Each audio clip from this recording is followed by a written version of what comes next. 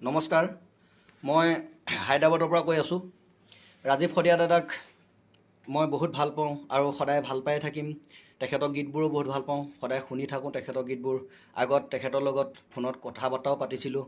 যিদিনা তেখেত আমাৰ মাজৰ পৰা নাইকিয়া হৈ গ'ল বুলি ক'লে সেইদিনা বহুত দুখ লাগিছিলে।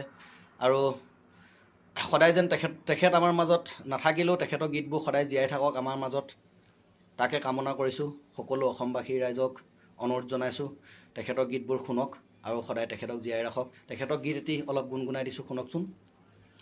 আইৰ তাঁতশাল ইতিহাস হৈ ৰ'ল এবেগেট কাপোৰেই আতে, তাঁত বাতি কৰি দিশ বানি তৰি আজিৰ তাঁত বয়নো কোনে।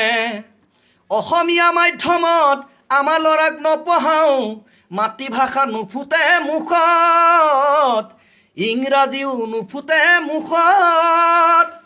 পপা মামী বুলি মাতিলেহে ভাল পাওঁ, আই পিতাই নিশিকাওঁ লাজত। হেৰ' অসমীয়া ইতিহাস ফঁহিয়াই চাওঁ, ভুল নুবুজিবি মোক।